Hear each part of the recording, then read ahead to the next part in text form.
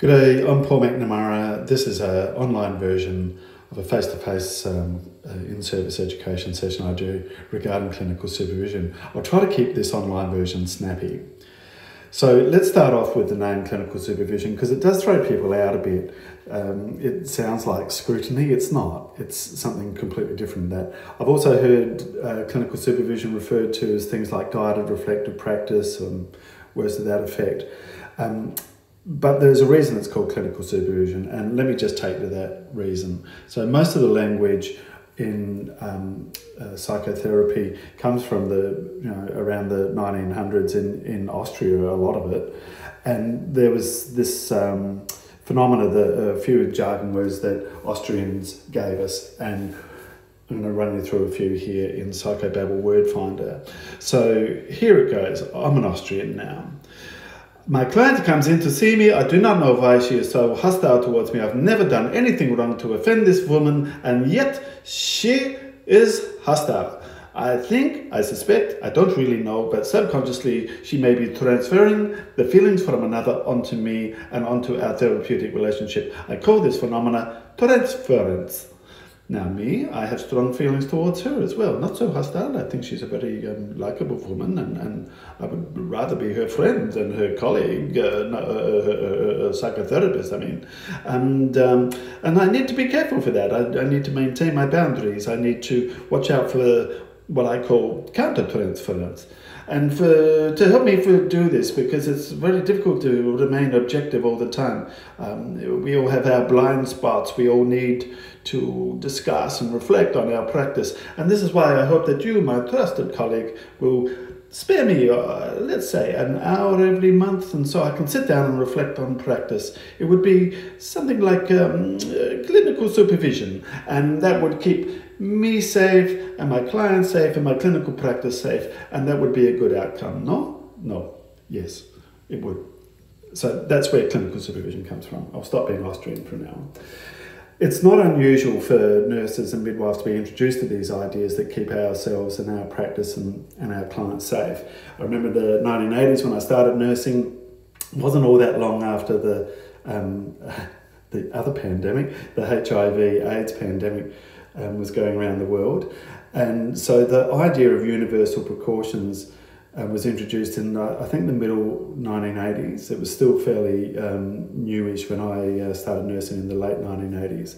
And universal precautions is now known as standard precautions, but where we treat all body fluids as if they might be infectious. And that was a new idea back at the time.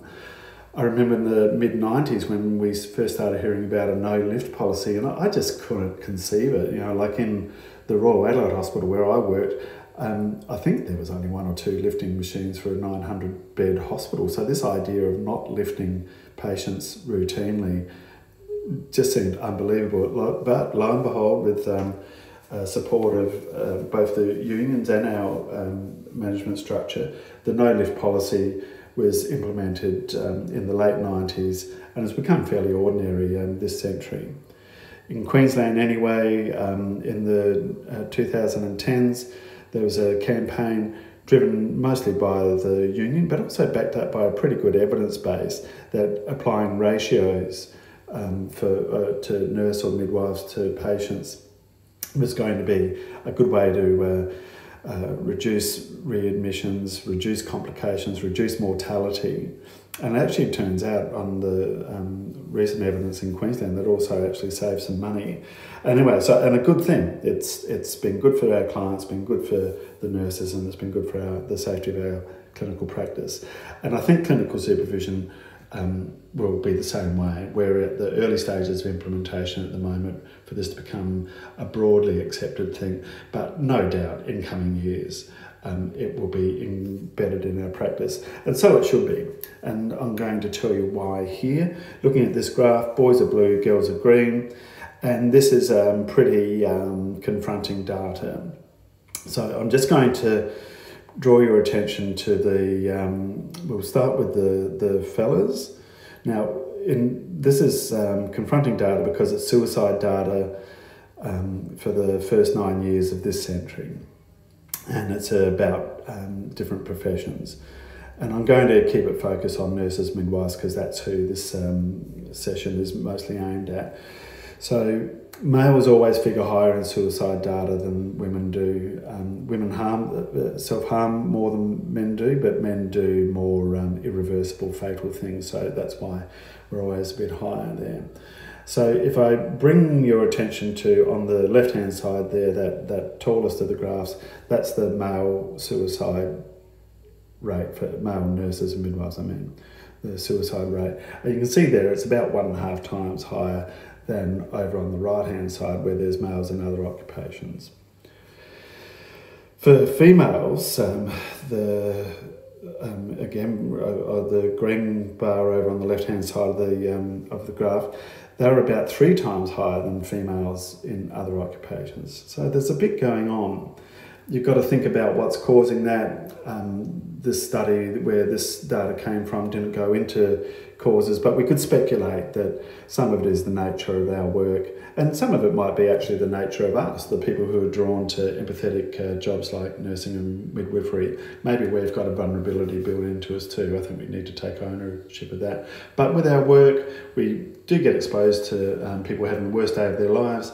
There's a fair bit of trauma, we do shift work, we do all sorts of stuff, which is pretty confronting.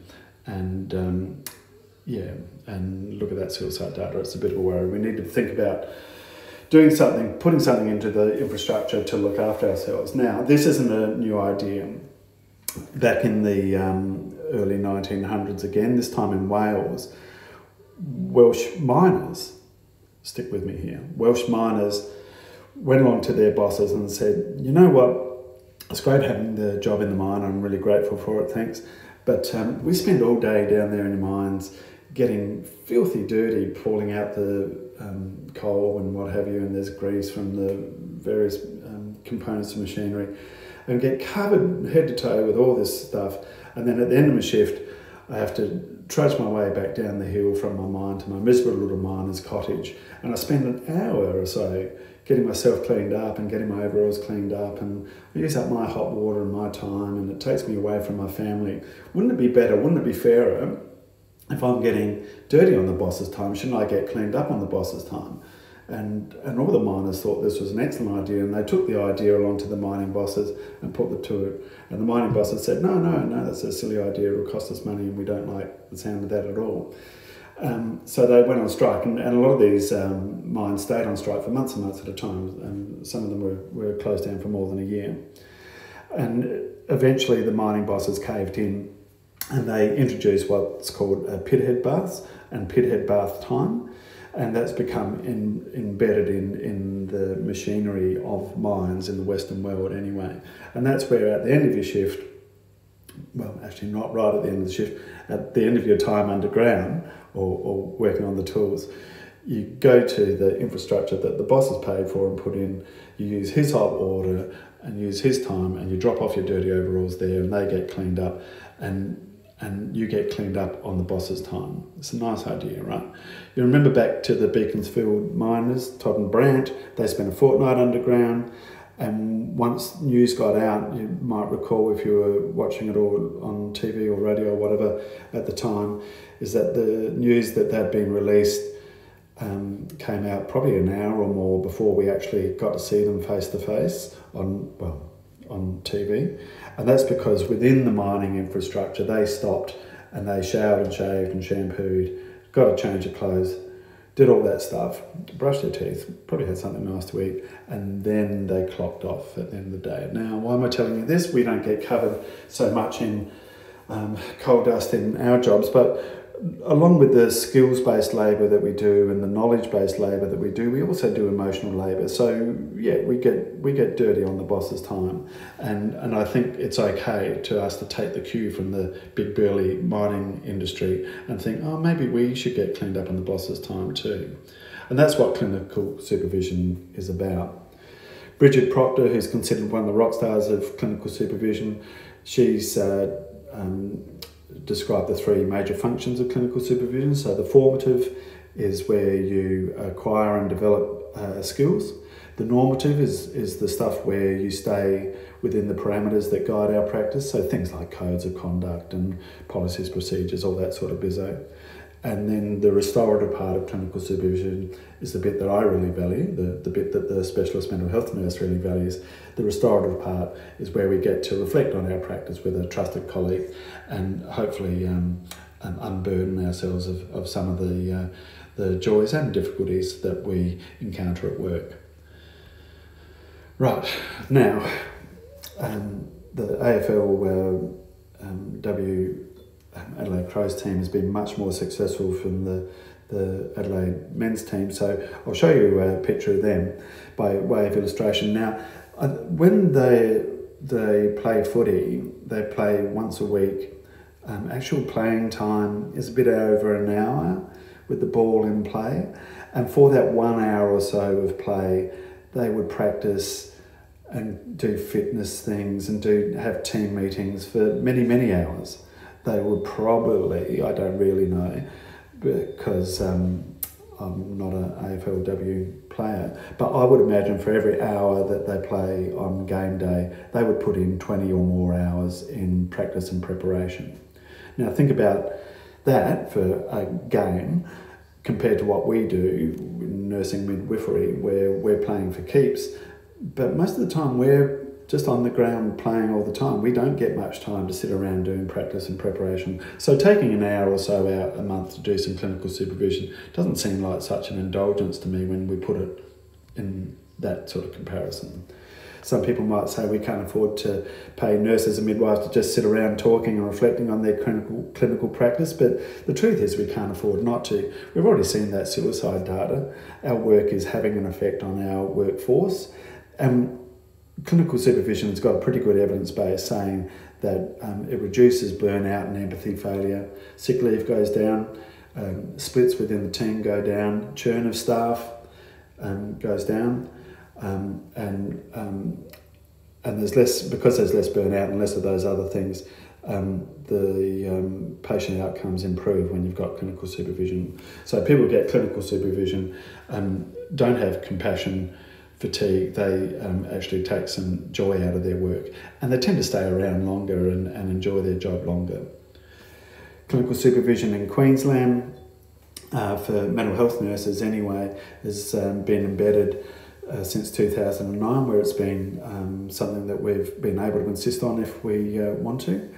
In April 2019, the Australian College of Nurses, Australian College of Midwives and Australian College of Mental Health Nurses put out this joint position statement saying, hey, this is really good that clinical supervision is available to specialist mental health nurses, but shouldn't it be available to all nurses and all midwives? And then in March 21, the Queensland Office of the Chief Nurse put out a framework which pretty much reflects those other two documents, and says, yeah, we should be providing clinical supervision, or the opportunity for clinical supervision for all nurses and midwives, including students on clinical placement. And AINs, I think, are included in it. So that's where we're at. There's the stuff about being effective clinical supervision. There's some literature out there. We haven't got time in this session to go through all the details, but some key elements from about clinical supervision is that it's structured, it's intentional, it's got a contract around it, around the expectations and measurements of success for clinical supervision, and it's reviewed from time to time. Every 6-12 months you come back and see, is this clinical supervision meeting the goals that we set. It's been a real advantage to my clinical practice. If you go to my website here, you'll be able to find some resources and other bits and pieces to get you started on clinical supervision. I've probably raised more questions than answers, but I hope you've enjoyed the introduction to clinical supervision session all the same. Cheers.